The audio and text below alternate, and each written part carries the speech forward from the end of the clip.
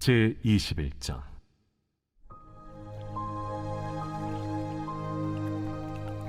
그 후에 예수께서 디베랴 호수에서 또 제자들에게 자기를 나타내셨으니 나타내신 일은 이러하니라. 시몬 베드로와 디두모라 하는 도마와 갈릴리 가나 사람 나다나엘과 세베대의 아들들과 또 다른 제자 둘이 함께 있더니 시몬 베드로가 나는 물고기 잡으러 가노라. 우리도 함께 가겠다 하고 나가서 배에 올랐으나 그날 밤에 아무것도 잡지 못하였더니 날이 새어갈 때에 예수께서 바닷가에 서셨으나 제자들이 예수이신 줄 알지 못하는지라. 얘들아, 너희에게 고기가 있느냐? 없나이다. 그물을 배 오른편에 던지라. 그리하면 잡으리라. 하시니 이에 던졌더니 물고기가 많아 그물을 들 수 없더라. 예수께서 사랑하시는 그 제자가 베드로에게 이르되 주님이시라. 시몬 베드로가 벗고 있다가 주님이라 하는 말을 듣고 겉옷을 두른 후에 바다로 뛰어내리더라. 다른 제자들은 육지에서 거리가 불과 한 50칸쯤 되므로 작은 배를 타고 물고기 든 그물을 끌고 와서 육지에 올라보니 숯불이 있는데 그 위에 생선이 놓였고 떡도 있더라. 지금 잡은 생선을 좀 가져오라. 시몬 베드로가 올라가서 그물을 육지에 끌어올리니 가득히 찬 큰 물고기가 153마리라. 이같이 많으나 그물이 찢어지지 아니하였더라. 와서 조반을 먹으라. 제자들이 주님이신 줄 아는 고로 당신이 누구냐 감히 묻는 자가 없더라. 예수께서 가셔서 떡을 가져다가 그들에게 주시고 생선도 그와 같이 하시니라. 이것은 예수께서 죽은 자 가운데서 살아나신 후에 세 번째로 제자들에게 나타나신 것이라. 그들이 조반 먹은 후에 예수께서 시몬 베드로에게 이르시되 요한의 아들 시몬아, 네가 이 사람들보다 나를 더 사랑하느냐? 주님, 그러하나이다. 내가 주님을 사랑하는 줄 주님께서 아시나이다. 내 어린 양을 먹이라. 하시고 또 두 번째 이르시되 요한의 아들 시몬아, 네가 나를 사랑하느냐? 주님, 그러하나이다. 내가 주님을 사랑하는 줄 주님께서 아시나이다. 내 양을 치라. 하시고 세 번째 이르시되 요한의 아들 시몬아, 네가 나를 사랑하느냐? 주께서 세 번째 내가 나를 사랑하느냐 하심으로 베드로가 근심하여 이르되 주님, 모든 것을 아시오매. 내가 주님을 사랑하는 줄 주님께서 아시나이다. 내 양을 먹이라. 내가 진실로 진실로 네게 이르노니 네가 젊어서는 스스로 띠뛰고 원하는 곳으로 다녔거니와 늙어서는 네 팔을 벌리리니 남이 네게 띠띠우고 원하지 아니하는 곳으로 데려가리라. 이 말씀을 하심은 베드로가 어떠한 죽음으로 하나님께 영광을 돌릴 것을 가리키심이로라. 이 말씀을 하시고 베드로에게 이르시되 나를 따르라. 베드로가 돌이켜 예수께서 사랑하시는 그 제자가 따르는 것을 보니 그는 만찬석에서 예수의 품에 의지하여 주님을 파는 자가 누구오니까 묻던 자더라. 이에 베드로가 그를 보고 예수께 여짜오되 주님, 이 사람은 어떻게 되겠사옵나이까? 내가 올 때까지 그를 머물게 하고자 할지라도 네게 무슨 상관이냐? 너는 나를 따르라. 이 말씀이 형제들에게 나가서 그 제자는 죽지 아니하겠다 하였으나 예수의 말씀은 그가 죽지 않겠다 하신 것이 아니라 내가 올 때까지 그를 머물게 하고자 할지라도 네게 무슨 상관이냐? 하신 것이로라. 이 일들을 증언하고 이 일들을 기록한 제자가 이 사람이라. 우리는 그의 증언이 참된 줄 아노라. 예수께서 행하신 일이 이외에도 많으니 만일 낱낱이 기록된다면 이 세상에라도 이 기록된 책을 두기에 부족할 줄 아노라. 오늘의 말씀 요한복음 21장의 말씀입니다. 오늘 본문의 말씀은 갈릴리의 디베라 바다를 배경으로 부활하신 예수님과 제자들이 세 번째로 만나는 장면을 다루고 있습니다. 제자들이 예루살렘에서 갈릴리 지역으로 간 것은 사명을 버리고 옛생활로 돌아간 것이 아니라 제자들보다 갈릴리에 먼저 가서 그들을 기다리겠다고 하신 예수님의 약속을 따른 것입니다.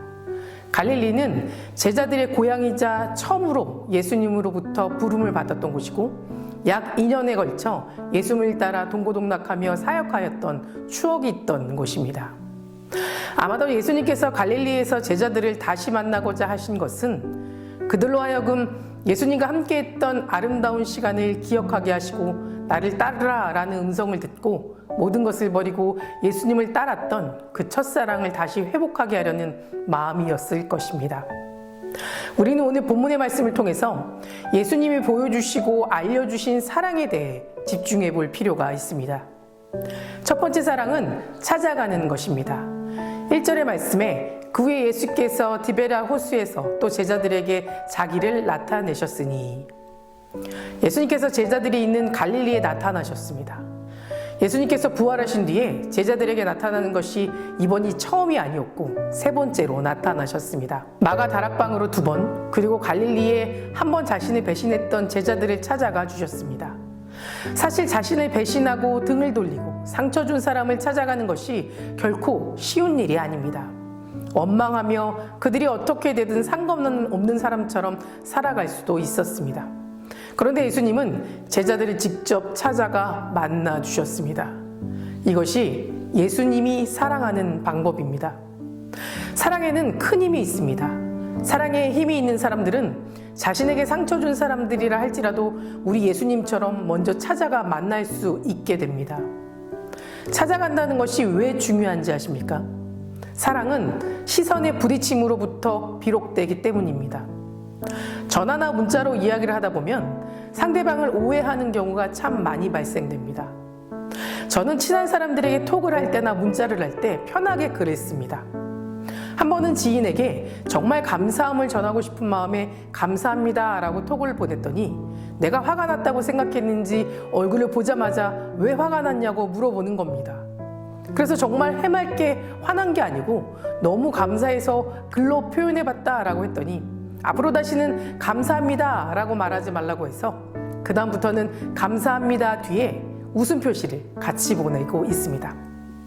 이처럼 글에는 마음을 담을 수 없기 때문에 상대방으로 하여금 오해하기도 또 생각하기도 만들어 버립니다.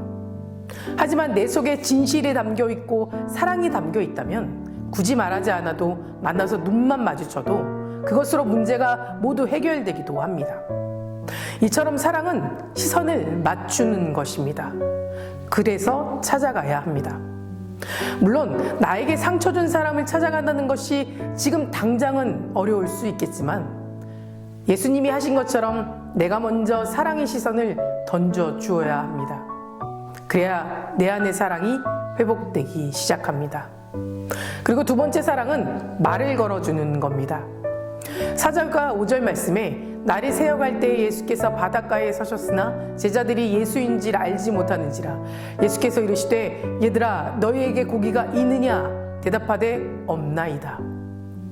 예수님은 자신을 배신했던 제자들을 찾아가 그들을 사랑의 시선으로 바라보셨습니다. 그런데 제자들은 예수님을 알아보지 못하고 계속 자신들의 일만 집중하고 있습니다. 저라면 이런 제자들이 서운하고 괘씸해서 그대로 되돌아 버렸을지도 모릅니다. 그런데 예수님은 제자들에게 먼저 말을 걸어주셨습니다. 얘들아, 너희에게 고기가 있느냐? 사랑은 먼저 말을 걸어주는 것입니다. 사람들은 저마다 상대방이 먼저 말을 걸어주기를 기다립니다. 그러다 보니 기다리는 기간 동안 불필요한 오해들이 쌓이기도 하고 나중에는 관계 회복이 불가능한 상태가 되어버리기도 합니다. 아담과 하와도 에덴 동산에서 죄를 짓고 두려움에 떨고 있었습니다. 그때 하나님은 아담아 내가 어디 있느냐 라고 찾아가 주셨고 말을 걸어주셨습니다. 만약 하나님이 먼저 말을 걸어주지 않았다면 아담과 하와는 두려움에 떨며 끝내는 그 인생이 두려움으로 끝나버렸는지도 모릅니다. 하지만 하나님은 그들을 사랑하셨기에 그들을 용서하시고 두려움으로 끝나는 인생이 아니라 다시 한번 살아갈 수 있는 인생의 기회를 주셨던 겁니다. 이처럼 사랑은 먼저 말을 걸어주는 것으로부터 시작됩니다. 세 번째 사랑은 필요한 것을 채워주는 겁니다. 6절에서 9절 또 13절 말씀을 보면 이르시되 그물을 배 오른편에 던지라 그리하면 잡으리라 하시니 이에 던졌더니 물고기가 많아 그물을 들 수 없더라. 육지에 올라오니 숯불이 있는데 그 위에 생선이 놓였고 떡도 있더라. 예수께서 가셔서 떡을 가져다가 그들에게 주시고 생선도 그와 같이 하시니라. 제자들이 밤새 잡지 못했던 고기를 예수님께서 잡게 해주셨습니다. 그리고 그들을 위해서 조반을 만드셨고 떡과 생선을 가져다가 그들에게 주셨습니다. 하루 벌어 살아가는 가난한 갈릴리의 어부들에게는 밤새도록 고기가 잡지 못한다면 그들은 집으로 돌아가 굶을 수밖에 없었습니다. 그래서 예수님은 그들에게 필요한 것을 먼저 채워주신 겁니다. 사랑은 필요를 채워주는 것입니다. 독일의 버스는 자동문이 열리면 차체가 보도 쪽으로 스르르 기울어진다고 합니다. 그 이유는 장애인들이나 노약자가 편하게 버스를 탈 수 있게 하기 위해서라고 합니다. 그런 버스를 만들려면 개발비와 제작비가 얼마나 많이 들겠습니까? 그런데도 독일에서 그런 차를 만든 이유가 무엇일까요? 그 버스를 이용하는 장애인들이나 노약자들의 생명의 가치가 자신의 생명의 가치와 똑같다는 것을 인식하고 살아가기 때문이 아닐까요? 사랑은 필요한 것을 채워주는 겁니다. 이것은 모든 사람들에게 해당되는 겁니다.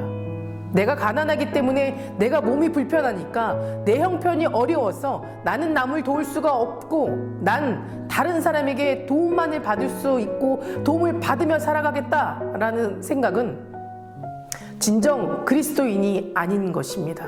내가 가진 것이 아무것도 없고 몸이 불편하다 하더라도 다른 무엇인가로 남의 필요를 채워주려는 노력하는 사람이 진정한 그리스도인이라는 겁니다.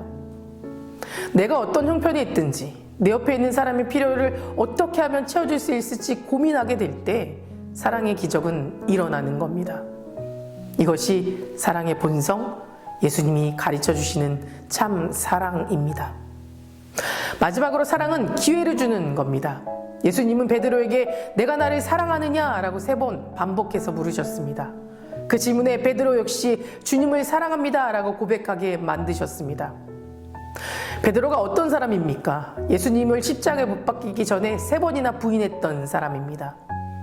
예수님께서는 당신을 저주하며 배신했던 그 베드로에게 사랑하느냐라고 3번 물어주심으로써 자신이 예수님을 부인했던 죄를 만회할 기회를 주셨던 겁니다. 아무리 베드로가 회개하고 믿음이 좋다 할지라도 예수님께서 베드로 앞에서 3번의 고백할 기회를 주지 않고 승천해버리셨다면 예수님을 배신했던 사실로 베드로는 평생 동안 고통 가운데 절망하며 죄의식으로 살아갔을 겁니다. 그러나 예수님께서 3번의 기회를 주셨기 때문에 그는 과거의 죄로부터 자유해질 수 있었던 겁니다. 우리가 잘 아는 탕자 이야기에서 탕자의 아버지는 모든 돈을 다 탕진하고 돌아온 아들을 외면하지 않았고 질책하지 않았습니다. 오히려 그 아들을 2 팔을 벌려 안아주었고 자신의 아들로 살아갈 수 있는 기회를 주었습니다. 이처럼 사랑은 자신의 잘못을 되돌릴 수 있는 기회를 주는 겁니다. 사랑하는 성도 여러분, 오늘 본문의 말씀을 통해서 예수님께서 우리에게 주시는 메시지는 우리가 예수님을 사랑한다면 예수님처럼 사랑하며 살아가야 한다는 겁니다. 그러기 위해서 우리는 이 세상을 살아갈 때 나의 일생에서 만나는 모든 사람들을 사랑의 대상으로 삼고 사랑하며 살아가야 합니다. 이것이 예수님이 우리에게 알려주시는 사랑하고 사랑하는 방법이며 우리 모두는 오늘 말씀을 통해서 사랑하는 방법을 회복하고 실천하며 살아가시는 저와 여러분 되시길 간절히 기도합니다. 다 같이 기도하시겠습니다. 오늘은 월요일입니다. 월요일의 공동기도 제목은 나라와 민족을 위해서 함께 기도하시겠습니다. 먼저 이 땅의 영적인 회복과 자유민주주의를 위해서 기도해 주시고 분열과 갈등이 사라지게 하시고 또 국민 통합과 화합을 위해서 경제가 회복되게 하시고 복음이 정원하게 되는 성교대국이 되게 할 수 있도록 기도해 주시기 바랍니다. 사랑과 은혜가 충만하신 하나님, 오늘도 주님 앞에 나옵니다. 소망 되신 하나님 안에 거하기를 간절히 소망합니다. 한평생 하나님을 한없이 사랑하고 그 사랑을 이 세상 모든 사람에게 전하며 살아가길 원합니다. 이해되지 않고 용서되지 않아도 한없이 우리를 사랑하신 그 사랑으로 용서하며 안아주며 더 깊이 교제하는 그런 삶으로 변화시켜 주시옵소서. 특별히 이 나라와 이 민족을 위해 기도합니다. 경제적으로 어렵고 혼란스러운 시대를 살아가고 있지만 하나님의 때를 기다리며 더욱 힘써 기도하는 나라 되게 하시고 하루속히 이 나라와 이 민족을 고통 가운데 구원하여 주시옵소서. 우리의 믿음을 다시 회복시켜 주시고 하나님을 더욱 경외하며 믿으며 예배를 지켜나가는 예배제가 세워지는 나라 되게 하시고 하나님 말씀을 전하는 선교대국으로 살아가는 나라 되게 하여 주시옵소서. 담임 목사님 말씀의 능력을 더하여 주실 줄 믿습니다. 선포되는 말씀으로 치유와 회복이 일어나게 하여 주시고 하시는 모든 사역 가운데 은혜가 채워지게 하여 주시옵소서. 다음 세대 아이들이 믿음을 회복시켜 주실 줄 믿습니다. 말씀으로 자라고 기도로 성장하는 아이들 되게 하여 주시옵소서. 암으로 치유받고 있는 박재순 권사님, 유은영 권사님, 김시아 권사님, 이영숙 권사님, 이명숙 권사님, 오유미 성도님, 이동춘 성도님, 박서연 청년, 유경민 청년, 주님 깨끗이 치유하여 주시고 끝까지 소망 가운데 살게 하여 주시옵소서. 투석 중인 성도님들, 또 사고로 입원 중인 성도님들 힘을 더해 주시고 우울증, 공황장애, 불면증 겪고 있는 성도님들에게는 담대함과 평안함을 허락하여 주시옵소서. 새벽마다 1000번째 드리며 간구하는 기도 제목에 응답하여 주시길 간절히 소망하며 모든 말씀 예수 그리스도 이름으로 기도드립니다. 아멘.